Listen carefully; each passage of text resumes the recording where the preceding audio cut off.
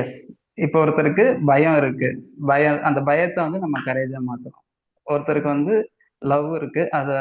ஒரு கண்டிஷனல் லவ்வா இருக்கு. இல்ல ஒரு டாக்ஸிக் லவ்வா இருக்கு. ஒரு பொசசிவ் லவ் இருக்கு. அத வந்து நம்ம அன்கண்டிஷனல் லவ்வா மாத்தணும். சோ இப்போ ஒரு பழைய படத்துல வந்து ஒரு கோடு இருக்கு. அந்த கோட்ட அழிக்காம நீ அந்த கோட்ட சின்னதாக்குன்னு சொல்லுவாங்க. சோ அப்ப அந்த கோட்டு பக்கத்துலயே ஒரு பெரிய கோடு போடுவாங்க. சோ அப்ப அது வந்து சின்னதாயிரும்.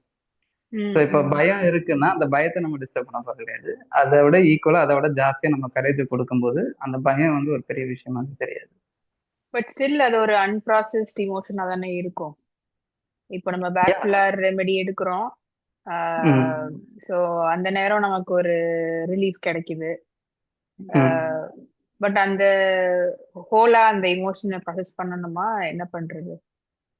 இல்ல அது மைண்ட் தானாவே ப்ராசஸ் ஆகிரும். ஒன்ஸ் நீங்க அந்த எமோஷனல் ஸ்டேட்ல இருந்து லாஜிக்கல் ஸ்டேட்டுக்கு வரும்போது அல்லது அதோட லெசன்ஸ் என்னன்றது நீங்க புரிஞ்சுக்கும் போது உங்களால கண்டிப்பா ம். அதுல இருந்து வெளியில வர முடியும். So okay. ஏதோ ஒரு இன்சிடென்ட்ஸ் வந்து உங்களுக்கு ஏதோ ஒரு விஷயம் சொல்ல நினைக்குது.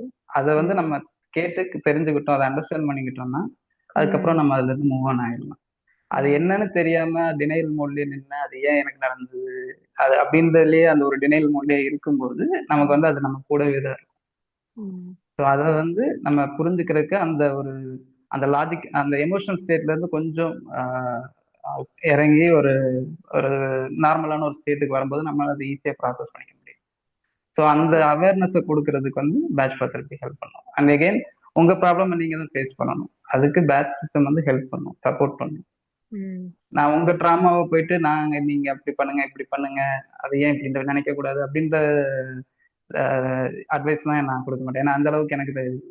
ஸோ இது ஒரு உங்க ட்ராமாவை. Complementary yes. மெக்கானிசம் மாதிரி, to help you to yes. Find some calmness and groundedness to handle your yes. Situation அப்படின்ற மாதிரி சொல்றீங்க.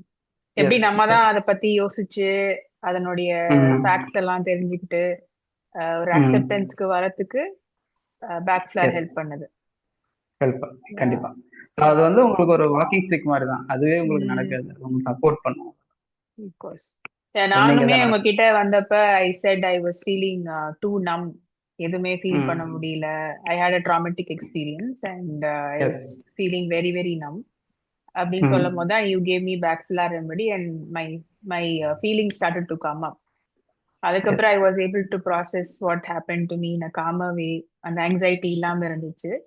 Now I hmm. Understand what happen, why happen and இவ்வளவுதான் அக்செப்டன்ஸ் வரதுக்கான ஒரு கண்டிப்பா it help me so much. Thanks. And actually நம்ம இதுல வந்து நான் உங்களுக்கு நீங்க அதை பண்ணுங்க இதை பண்ணுங்க நான் எதுவுமே சொல்லல. ஆமா. I just ask what you feel. நீங்க அதை சொன்னீங்க, அதை வச்சு தான் நம்ம ரெமெடி கொடுப்போம். ம். முழுக்க முழுக்க உங்க டெசிஷன்ஸ் வந்து நீங்க தான் எடுக்கணும். ம். உங்களுக்கு எது வேணும் எது வேண்டான்றதை வந்து நான் டிசைட் பண்றதுக்கு நானோ இல்லை உங்க ம். க்ளோஸ் ஒன்ஸோ யாருமே கிடையாது. அது ம். நீங்க தான் டிசைட் பண்ணணும். அப்பதான் அது வந்து கரெக்டான டெசிஷனா இருக்கும். அப்பதான் ஃபுல் ரெஸ்பான்சிபிலிட்டி நீங்க எடுப்பீங்க.